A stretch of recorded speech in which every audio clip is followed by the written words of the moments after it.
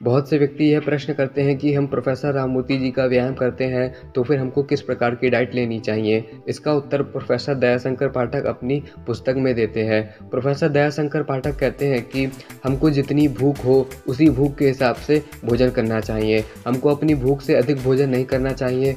और तो और वह यह भी कहते हैं कि हम जितना भोजन ग्रहण कर रहे हैं उस भोजन को मुख में ही खूब चबा चबा कर ग्रहण करना चाहिए, ताकि जो हमारा भोजन है वह ठीक तरीके से हमारे पेट तक पहुँचे और वहाँ पर जो आंतों का काम है वह अधिक से अधिक कम हो सके। क्योंकि जब हम भोजन को अधिक से अधिक चबाकर नहीं ग्रहण करते हैं तो फिर हमारे आंतों को उस भोजन में से रस निकालने के लिए अधिक परिश्रम करना पड़ता है। इसीलिए आयुर्वेद में भी यह कहा जाता है कि हमको जितना भोजन करना है उस भोजन को चबा चबा कर ही करना चाहिए, ताकि उस भोजन के जो भी पौष्टिक पदार्थ हैं वह हमारे शरीर को अधिक से अधिक लग सके। प्रोफेसर दयाशंकर पाठक कहते हैं कि हमको भोजन का विशेष रूप से ध्यान देना चाहिए, क्योंकि भोजन करने के बाद हम एक मुख्य बड़ी गलती यह करते हैं कि हम भोजन के तुरंत बाद ही अधिक से अधिक पानी को ग्रहण कर लेते हैं। लेकिन हमको ऐसा नहीं करना चाहिए। हमको भोजन करने के कुछ समय के बाद ही पानी पीना चाहिए।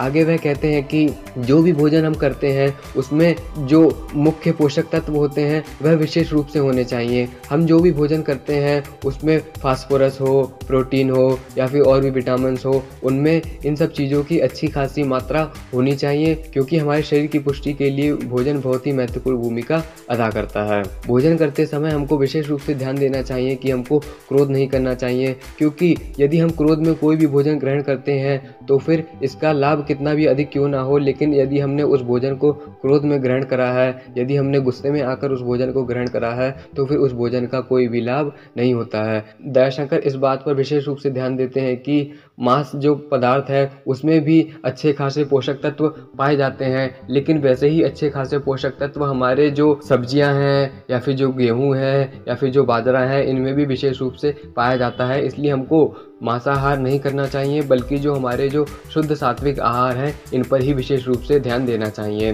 दयाशंकर पाठक कहते हैं कि जो दूध है, जो गाय का दूध है, का हमको विशेष रूप से सेवन करना चाहिए, क्योंकि गाय के दूध के सेवन करने से हमारे शरीर में बल बढ़ता है और वीर की भी वृद्धि होती है। इसीलिए दयाशंकर पाठक कहते हैं कि हमको गाय का दूध पीना चाहिए। गाय का दूध पीने से हमारी जो बुद्धि है वह भी सात्विक होती है। हमारे जो नकारात्मक विचार है उन पर भी विशेष रूप से रोकथाम लगती है। इसलिए दयाशंकर पाठक कहते हैं कि हमको गाय का दूध पीना चाहिए। वह कहते हैं कि गाय के दूध के साथ हमको किशमिश हो या फिर बादाम हो या फिर कोई भी और मेवे हो, उनको विशेष रूप से डालना चाहिए और तो और एकदम ठीक तरीके से गुनगुना करने के बाद ही उनको ग्रहण करना चाहिए। क्योंकि जो भी ड्राई फ्रूट्स हैं या फिर जो भी सब्जियां हैं इनमें विशेष रूप से पोषक तत्व पाए जाते हैं जो हमारे संपूर्ण शरीर के विकास के लिए बहुत ही महत्वपूर्ण होते हैं। इसीलिए दयाशंकर पाठक कहते हैं कि हम जो भी फलाहार हो या फिर जो ड्राई फ्रूट्स हो या फिर जो सब्जियां हो, हम जो भी चाहें वह ग्रहण कर सकते हैं, लेकिन हमको विशेष रूप से ध्यान यह देना होता है कि